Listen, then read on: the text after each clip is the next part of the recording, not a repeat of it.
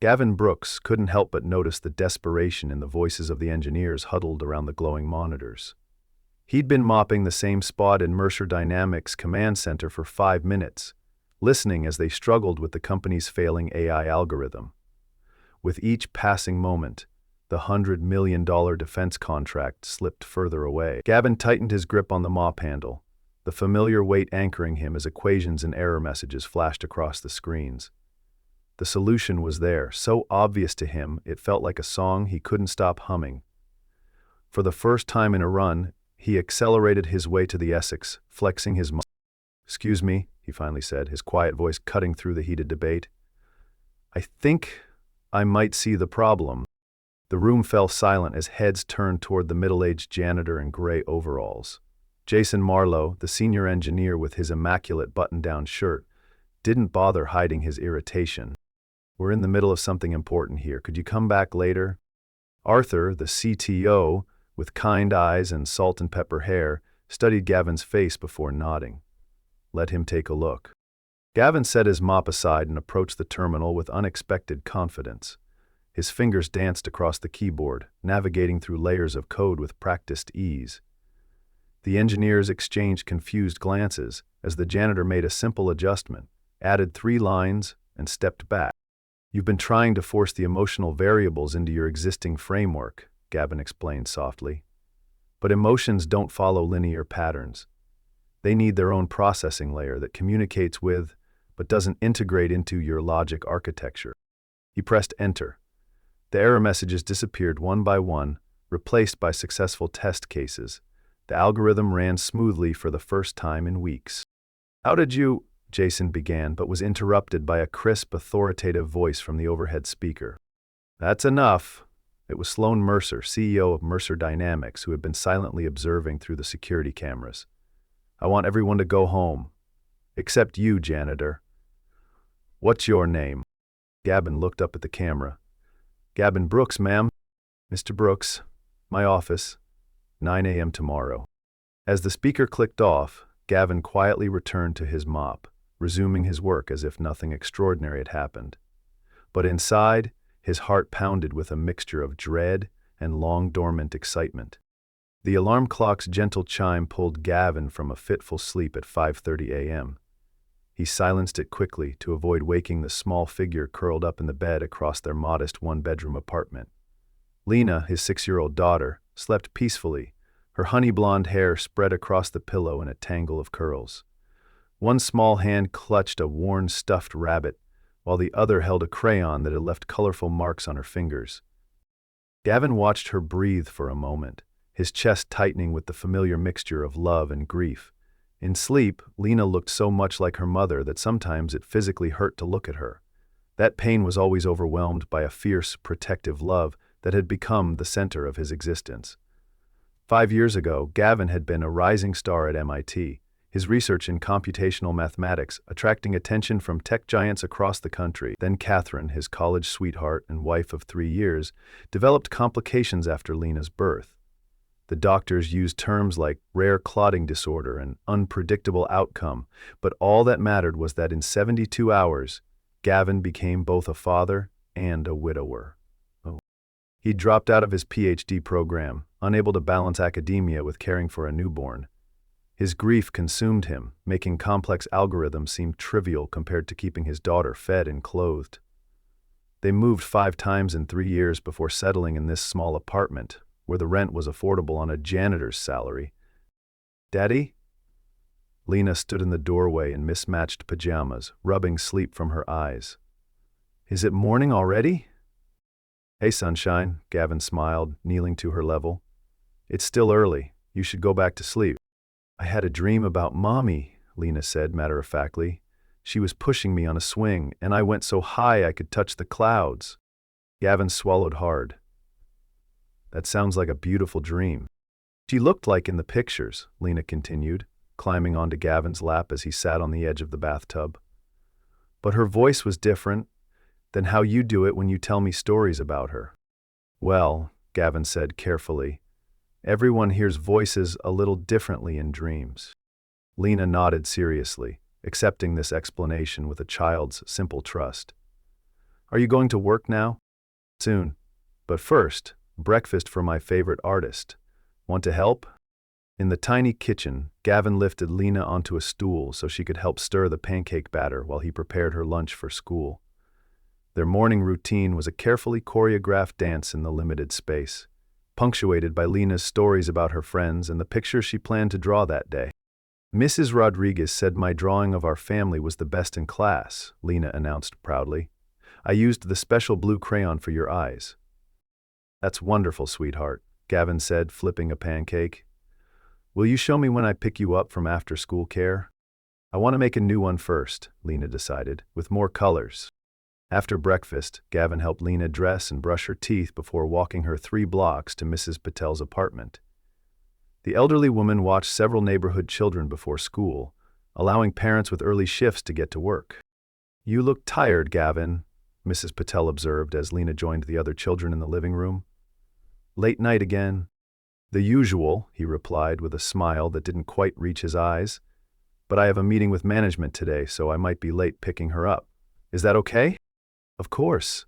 Lena is always welcome here, the woman assured him, her kind eyes crinkling at the corners. Good luck with your meeting. As Gavin walked toward the bus stop, his thoughts turned to Sloan Mercer. Everyone at Mercer Dynamics knew of the formidable CEO, brilliant, demanding, and ruthlessly efficient. At 38, she had built the company from a promising startup into a tech powerhouse in less than a decade. The few times Gavin had glimpsed her in person, she had been surrounded by executives or moving purposefully through the corridors, her tailored suits and perfectly styled blonde hair projecting an image of absolute control. What could someone like Sloan Mercer possibly want with a janitor who had overstepped his boundaries? The Mercer Dynamics headquarters rose like a gleaming monument to innovation in the heart of the city's business district. Floor-to-ceiling windows reflected the morning sun as Gavin approached the main entrance, feeling acutely out of place in his best button-down shirt and only pair of non-faded jeans. He had arrived at 8:30, allowing time to navigate the unfamiliar main lobby instead of the service entrance he typically used. I have an appointment with Miss Mercer, he told the receptionist, expecting skepticism. Gavin Brooks. To his surprise, the woman nodded immediately. Mr. Brooks, yes. Ms. Mercer is expecting you. Take the executive elevator to the 25th floor.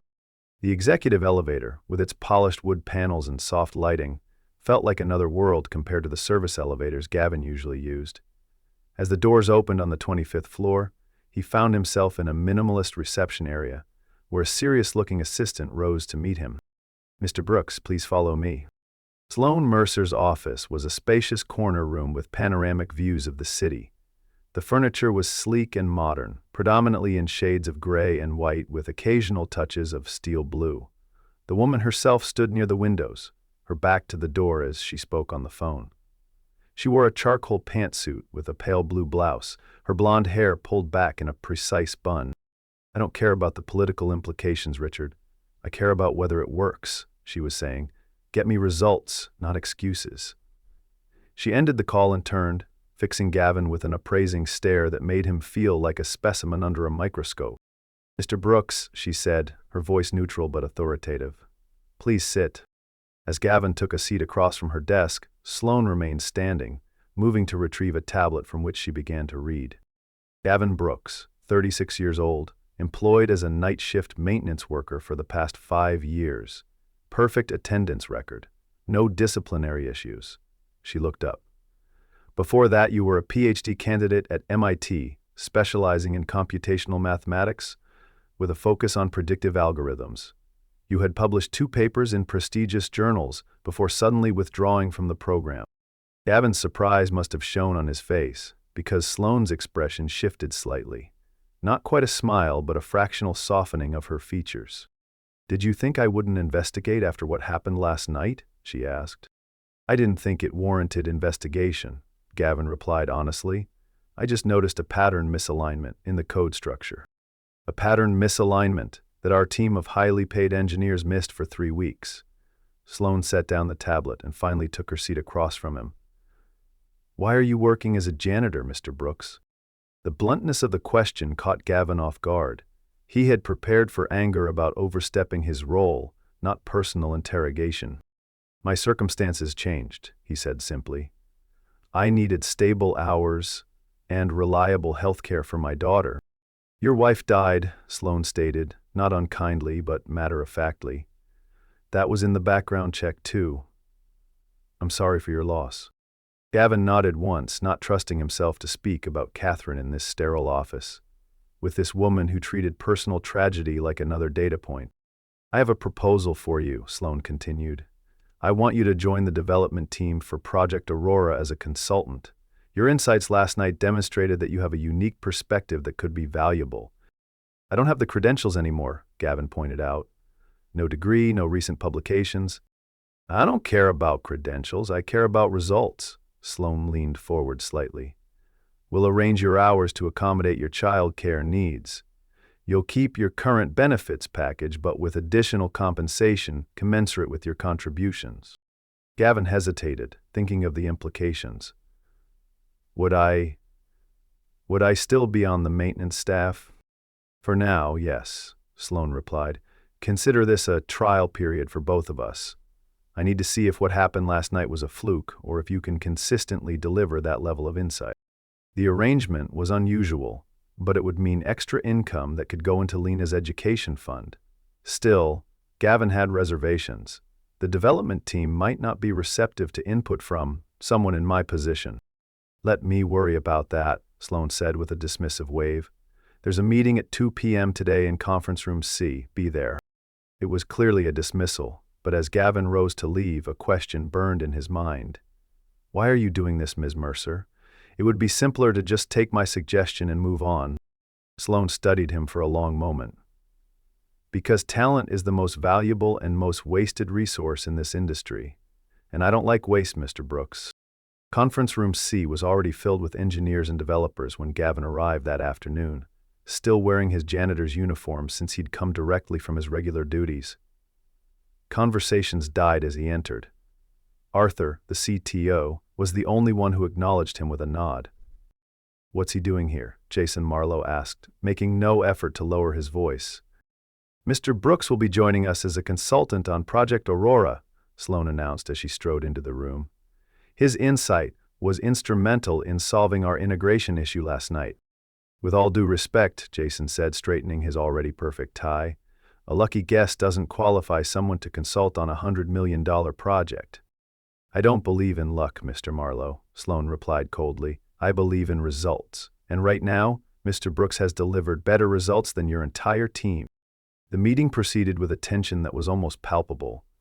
As the lead engineers presented their progress reports, Gavin listened attentively, occasionally making notes on the pad provided. When Arthur asked for input on a particularly challenging aspect of the emotion recognition algorithm, Gavin hesitantly raised his hand. The problem isn't in the recognition itself, he suggested quietly. It's in how you're weighting the variables. Human emotions don't follow predictable patterns because they're influenced by memory and context. You need to build in a contextual framework that learns from historical responses. The room fell silent and Gavin could feel Jason's glare burning into him, but Arthur was nodding thoughtfully. That's actually a very interesting approach, the CTO admitted. We've been so focused on the immediate input-output relationship that we've neglected the temporal dimension. We can't completely overhaul our approach based on a janitor's hunch, Jason objected, his voice tight with barely controlled anger. It's not a hunch, Gavin said, more firmly this time. It's basic human psychology applied to machine learning. Emotions are never isolated events. I agree with Mr. Brooks, Sloan interjected. Arthur, assign a team to explore this approach immediately. Jason, your team will continue with the current development path until we determine which yields better results. As the meeting adjourned, Gavin found himself cornered by Jason in the hallway outside. The senior engineer's face was flushed with anger. I don't know what game you're playing, he hissed, but this is my project, my team. I've spent years building my reputation here. I'm not playing any game, Gavin replied evenly. I'm just trying to help solve a problem. You're a janitor, Jason spat the word like an insult. Know your place and stay there. As Jason stalked away, Arthur approached with an apologetic smile. Don't mind him. Jason's brilliant but territorial. Your suggestion today was excellent, by the way. Thank you, Gavin said, genuinely appreciative of the kindness. I should get back to my regular duties now. Sloan has authorized access credentials for you, Arthur informed him, handing over a security badge. You can use the development lab on the 12th floor during your consultation hours. I've also assigned you a workstation and system access. The badge felt strangely heavy in Gavin's hand, a physical representation of a door opening to a world he'd thought closed to him forever. As he returned to his janitorial cart, he wondered if he was making a mistake by accepting Sloan's offer. The hostility from Jason was just the beginning. Straddling two worlds within the company would inevitably create tension. But then he thought of Lena, of the education fund that was far too small, of the opportunities this could create for her future.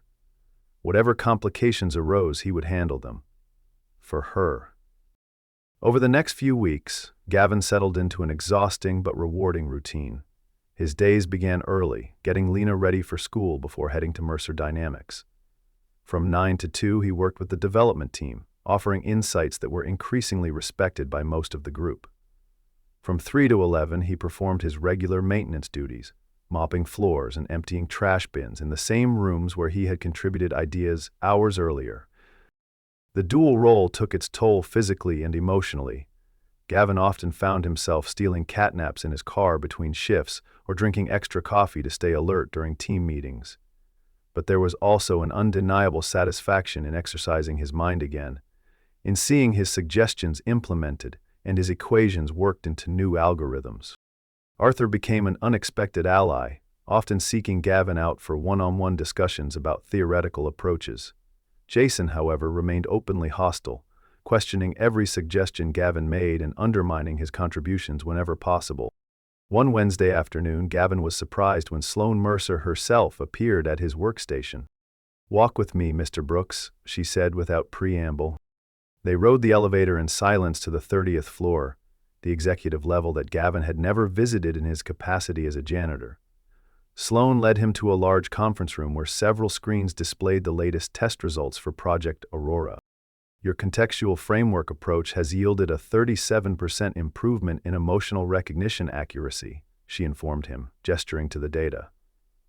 The defense contract representatives were impressed. "That's good news," Gavin said, unsure why this warranted a private meeting. "It is," Sloan turned to face him directly, "which is why I want to offer you a formal position on the development team, full-time, with an appropriate title and salary." Gavin blinked in surprise. "What about my current position?" "You'd leave it, of course," Sloan said, as if it were obvious. "You're clearly overqualified for maintenance work, and dividing your attention isn't sustainable long-term." The offer was tempting, a return to the career path he'd abandoned, with a salary that would solve many of his and Lena's financial challenges. But there were practical considerations. "The hours would be an issue," he said slowly. "My current schedule allows me to take Lena to school in the morning and arrange for after-school care only until 6. A developer position would mean longer, less predictable hours." "We can be flexible," Sloan countered. "You've proven your value to this project." "And the healthcare benefits?" Gavin pressed. "Lena has asthma. Our current plan covers her medications and specialist visits without high deductibles." Sloan's brow furrowed slightly. "The executive healthcare plan is comprehensive. I'm sure it would meet your needs. But would it start immediately? There can't be a gap in coverage." For a moment, Sloan seemed genuinely perplexed, as if these practical concerns were entirely foreign to her experience. "These are details that can be addressed, Mr. Brooks. The important question is whether you want the position." Gavin looked out at the city skyline visible through the windows, thinking of the complicated reality of his life. "I appreciate the offer, Miss Mercer, but I need to consider it carefully and review the specifics of the benefits package before making a decision." Sloan studied him with an unreadable expression. "You surprise me, Mr. Brooks. Most people would jump at this opportunity without a second thought." "I'm not most people," Gavin replied simply.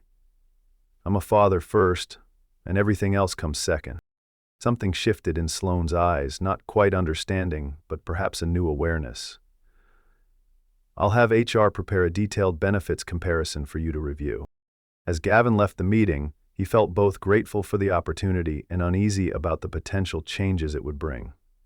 His life had found a delicate balance that worked for Lena's needs. Disrupting that balance, even for positive reasons, required careful consideration. That evening, he picked up Lena from Mrs. Patel's apartment earlier than usual, wanting to spend extra time with her as he weighed his options. They walked to a small park near their apartment, where Lena immediately ran to the swings.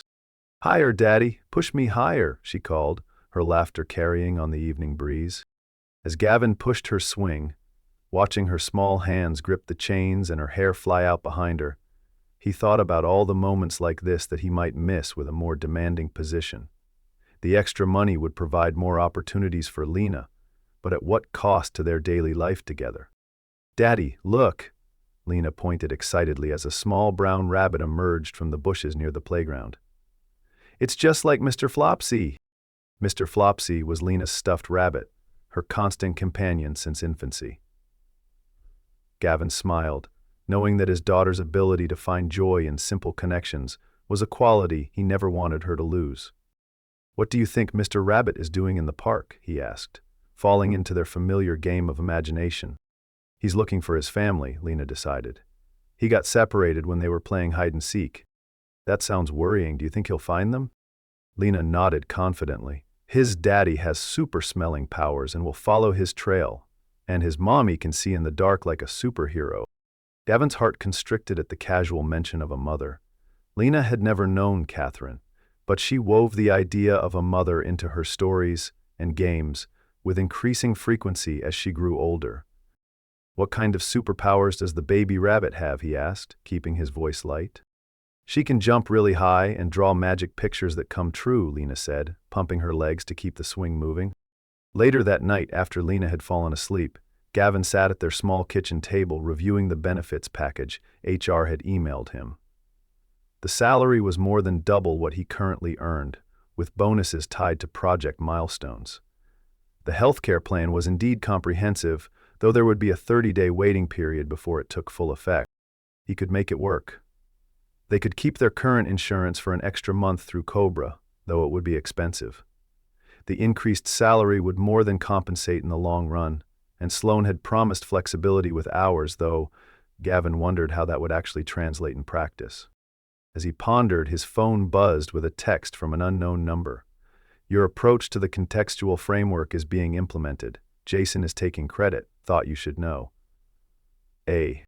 Arthur warning him about Jason's tactics. Gavin sighed, rubbing his tired eyes. The politics and personality conflicts of the corporate world were part of what he'd have to navigate if he accepted the position. Was he ready to trade the straightforward nature of his current job for these complications? He glanced at the doorway to the bedroom, where Lena slept peacefully. Everything he did was for her future, but he was also responsible for her present, for being the stable, available parent she needed now. The decision weighed heavily on him as he finally went to bed, sleep elusive as he turned the options over in his mind. The following Tuesday brought unexpected chaos to Mercer Dynamics. Gavin arrived for his consulting hours to find the development team in crisis mode. The latest implementation of the Aurora project had crashed catastrophically during a demonstration for military officials, a failure that could potentially cost the company the contract. "The contextual framework is fundamentally flawed," Jason was insisting to the assembled team. "We need to revert to our original approach immediately." "The framework isn't the problem," Gavin interjected, reviewing the error logs on a nearby screen. "The integration points were modified incorrectly." Jason turned, his expression darkening when he saw Gavin. "This is a closed meeting for actual team members, Brooks." "Mr. Brooks is here at my request." Sloane's voice cut through the tension as she entered the room. "And I want to hear his assessment." Under Sloane's unwavering gaze, Gavin explained what he'd observed in the logs. The contextual triggers were hard-coded instead of being allowed to adapt dynamically. It's forcing the system to categorize emotional responses according to predetermined patterns. Exactly what we were trying to avoid. "Can it be fixed?" Sloane asked. "Yes, but not in time for the rescheduled demonstration tomorrow," Jason argued. "We need to use the stable version." "The stable version that's already failed 3 internal tests," Arthur countered. "That's not a viable option." "I can fix it," Gavin said quietly. but I'd need full access to the code base and at least 5 hours of uninterrupted work. Sloan made a swift decision. Do it. Arthur, give Mr. Brooks whatever resources he needs. Jason, prepare the backup presentation in case we need it. As the room emptied, Sloan lingered, studying Gavin with an intensity that made him uncomfortable. You're certain you can deliver? I believe so, he answered honestly. The framework is sound, the implementation was compromised. Sloan nodded once. Don't make me regret this decision, Mr. Brooks. For the next 5 hours, Gavin immersed himself in the code base, tracing the integration points and reconstructing the dynamic pathways that had been altered. Around hour 3, Arthur brought him coffee and a sandwich, which Gavin barely acknowledged as he worked. By early evening, he had identified and corrected the critical errors. The system ran smoothly through a series of test scenarios, adapting its responses based on contextual cues rather than rigid categorizations. It works, Arthur confirmed after reviewing the changes. The emotional recognition accuracy is actually higher than our previous best results. Jason made these modifications deliberately, didn't he? Gavin asked, finally allowing himself to voice the suspicion that had formed as he worked. Arthur's hesitation was answer enough. I can't prove intent, he said carefully, but the changes were unlikely to be accidental. Gavin nodded, too tired to feel anger. I need to call my daughter's caretaker. I'm way past when I said I'd pick her up. Already taken care of, Sloan said from the doorway, where she had apparently been listening. I had my assistant arrange for Mrs. Patel to keep your daughter overnight and take her to school tomorrow. She's been paid accordingly. Evan's initial relief quickly gave way to concern. How do you know about Mrs. Patel? I make it my business to understand the personal circumstances of key contributors to critical projects, Sloan replied matter-of-factly. You need rest before tomorrow's demonstration. There's a company apartment on the 20th floor you can use tonight. The idea of not seeing Lena until tomorrow afternoon caused a pang of guilt, but Gavin recognized the practicality of the arrangement. He was exhausted, and the demonstration was scheduled for early morning. Thank you, he said, gathering his notes. But I need to call Lena first to say goodnight. It's our routine. Something flickered across Sloan's usually impassive face, curiosity perhaps, or puzzlement. Of course. Use my office for privacy. In Sloan's immaculate office, Gavin called Mrs. Patel's number, smiling when Lena's excited voice came on the line. Daddy, Mrs. Patel says I'm having a sleepover. We made cookies with sprinkles and I get to sleep in the special guest room. That sounds wonderful, sunshine, Gavin said, relief washing over him at her enthusiasm. Are you being good for Mrs. Patel? Yes, and I drew you a picture of a robot with feelings. Mrs. Patel says I can put it in my backpack for tomorrow. I can't wait to see it. Gavin settled into the conversation, asking about her day and listening to her elaborate descriptions of playground adventures and art projects. It's bedtime now, though. Do you want our special good night? Yes, please, Lena said, her voice growing softer. Close your eyes, Gavin instructed gently. Imagine the biggest, softest cloud in the sky. That cloud is carrying all my love for you, floating right above your head, keeping you safe all night long. And in the morning, the sun will turn it pink and gold. Lena continued their familiar ritual. That's right. And that's how you'll know it's time to wake up and have another wonderful day. I love you, Daddy. I love you too, sunshine. Sweet dreams.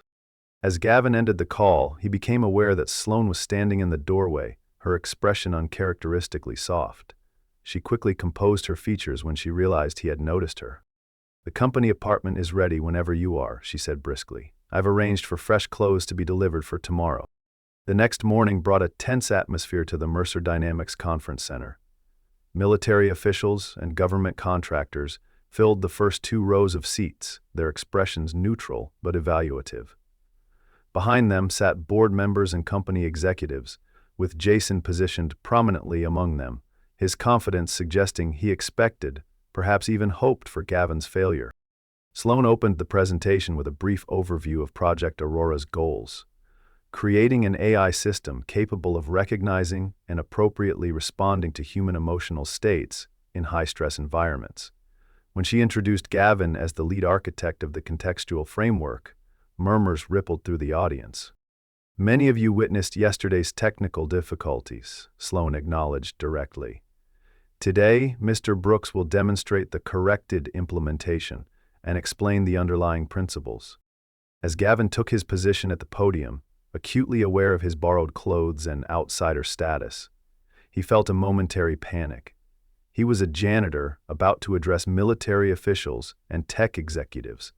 The absurdity of the situation threatened to overwhelm him, until he spotted Arthur's encouraging nod from the side of the room.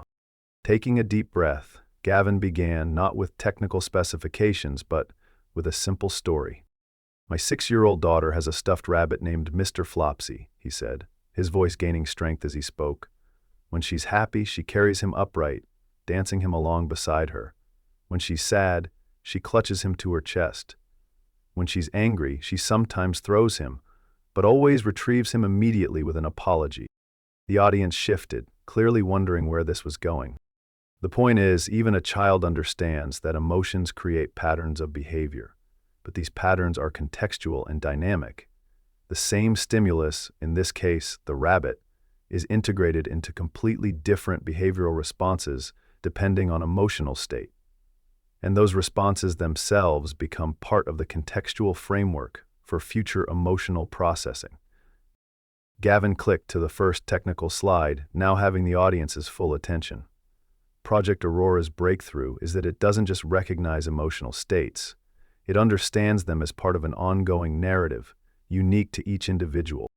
As he progressed through the demonstration, showing how the system adapted its responses based on accumulated contextual data, Gavin felt the tension in the room shift to interest and then to genuine engagement. The military officials were particularly attentive during the stress response scenarios, where the system correctly distinguished between anxiety that required intervention and anxiety that was a normal response to challenging circumstances. When the demonstration concluded with a perfect run through all test scenarios, the lead military contractor leaned forward. "Impressive recovery, Ms. Mercer. The contextual adaptation capability is exactly what we've been looking for."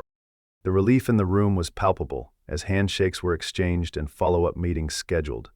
Sloan maintained her composed exterior, but Gavin caught the slight relaxation of her shoulders as the officials filed out. "Well done, Mr. Brooks," she said when they were alone.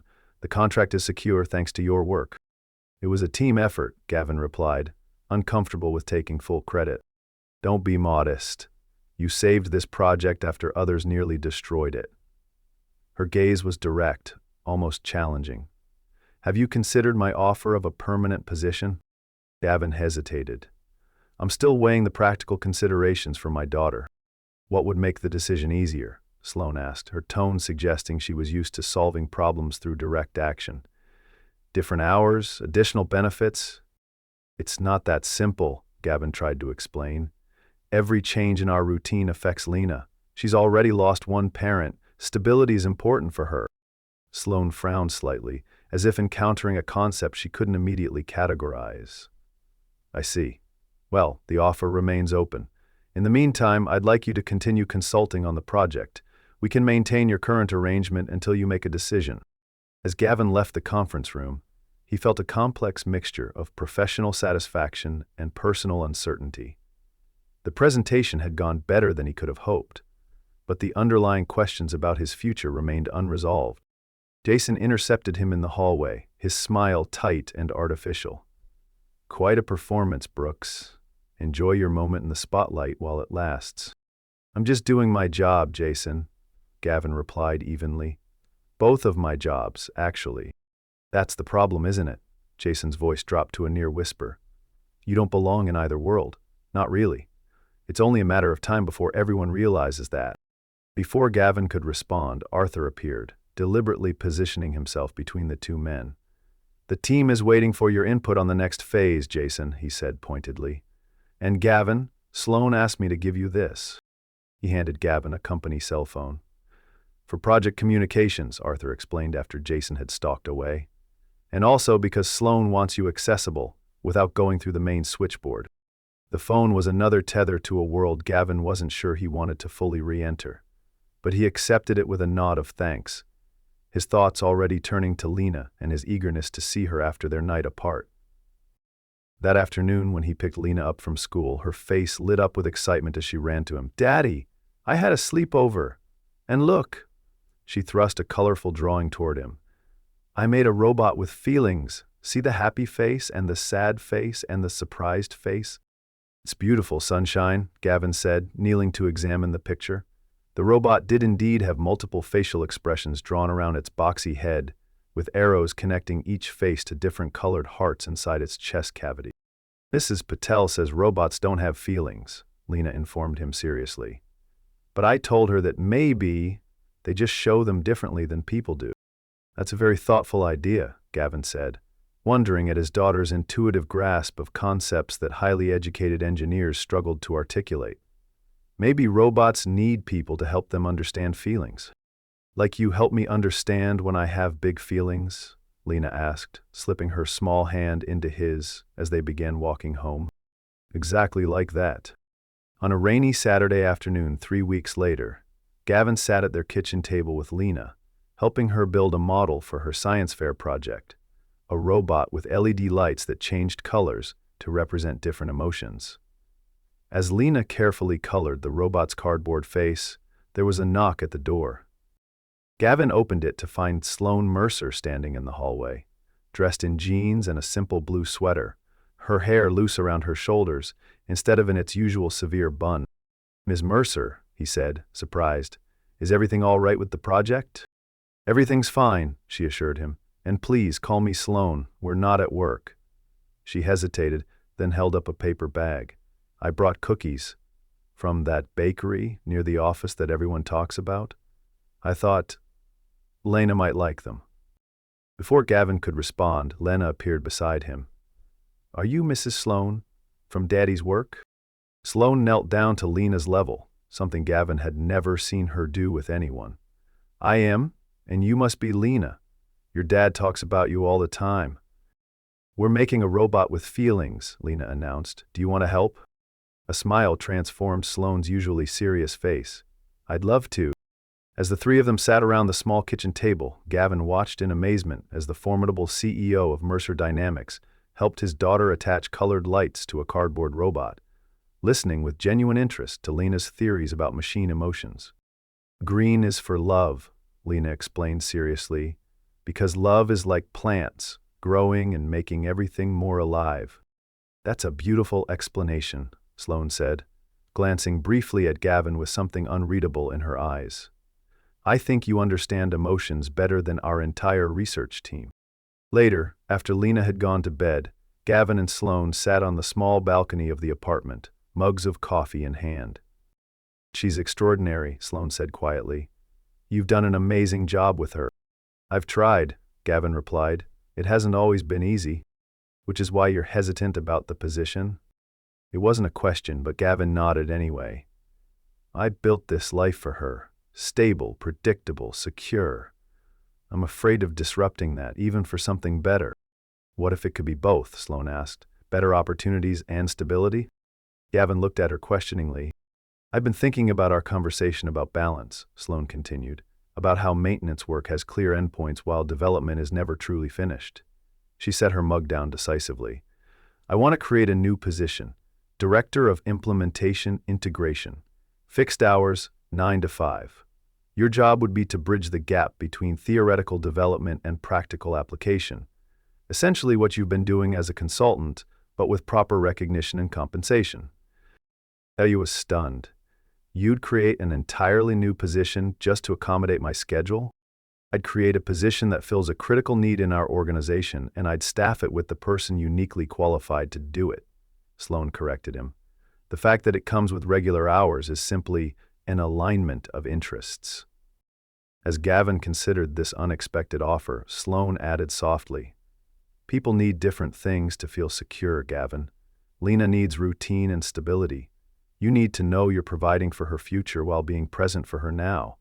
She looked out at the city lights.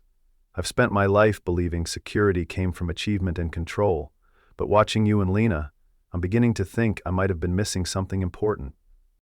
The vulnerability in her admission created a moment of connection between them that transcended their professional relationship. For a brief instant, They were simply two people recognizing something important in each other. 3 months later, Gavin stood in his new office on the 20th floor of Mercer Dynamics, arranging framed copies of Lena's robot drawings beside his degree certificates and family photos. Through the glass wall, he could see the implementation team he now led, a diverse group of engineers and developers tasked with bridging theoretical innovation and practical application. His phone buzzed with a text from Sloan. "Dinner tonight? Lena requested my famous chocolate chip cookies for dessert." Gavin smiled, texting back a confirmation. What had begun as professional respect had evolved into friendship, and recently something more. Tentative dates while Lena was at sleepovers, long conversations after she was in bed, a growing comfort in each other's presence. He glanced at the clock. 4:30. In 30 minutes he would pack up his work, pick up Lena from after-school care, and head home, just as he had when he was a janitor. But now, there would often be a third person joining them for dinner, helping with homework, adding her voice to bedtime stories. On his desk sat a framed drawing, Lena's latest creation. 3 figures stood hand in hand beneath a sky filled with multicolored clouds. A tall man with blue eyes, a small girl with honey blonde hair, and a woman with a smile that had once been rare but was becoming more frequent by the day. At the bottom, in a child's careful printing, "Our family," the simplest and most profound recognition that healing could come in unexpected ways, and that love, like Lena's green light, could help even the most damaged hearts grow toward wholeness again.